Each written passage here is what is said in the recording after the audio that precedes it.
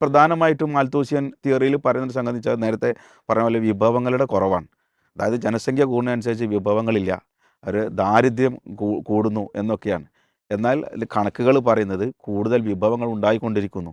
അതിൽ സാങ്കേതിക വിദ്യ അത് ജനങ്ങൾ കൂടുന്നതിനനുസരിച്ച് വർദ്ധിച്ചുകൊണ്ടിരിക്കുന്നു. അത് ഉപയോഗിച്ചുകൊണ്ട് ധാരാളം വിഭവങ്ങൾ ഉണ്ടാക്കാനുള്ള സൗകര്യങ്ങൾ ലോകത്തുണ്ടാകുന്നു. മാത്രമല്ല ഓരോരുത്തർ ജനിക്കുമ്പോഴും ആ ജനിക്കുന്നതിനനുസരിച്ച് കൃത്യമായൊരു വിഭവം അന്വേഷണത്തിലൂടെ ലഭിക്കുന്നു എന്നതാണ് കൃത്യമായ പഠനങ്ങൾ തന്നെ പറയുന്നത്.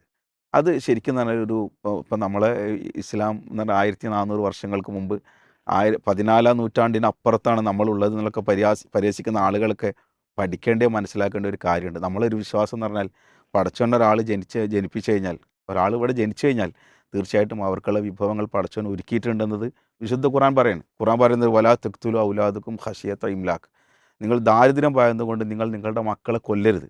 നഹ്നു നർസുഖുഹും, നാമാണ് അവർക്ക് ഉപജീവനം നൽകുന്നത്. വ ഇയ്യാക്കും, നിങ്ങൾക്കും. അപ്പം ഞാൻ ഇവിടെ ഉപജീവനം നൽകാൻ ഉണ്ടായിരിക്കെ നിങ്ങൾ ഒരിക്കലും കുട്ടികളെ കൊല്ലരുത്. അതുകൊണ്ടാണ് നമ്മൾ ഇസ്ലാമിൽ അതിൻ്റെ കർമ്മശാസ്ത്രത്തിലും വിശ്വാസത്തിലൊക്കെ കൃത്യമായി പറയണത് ഭ്രൂണഹത്യ അത് നിഷിദ്ധമാണെന്നൊക്കെ പറയാനുള്ള കാരണം അത് ജനിച്ച് വീണ അത് ഉപജീവനം നൽകാൻ പടച്ചവനുണ്ട്. പിന്നെ അതിന് നമ്മൾ ബേജാറാവേണ്ട ആവശ്യമില്ലല്ലോ.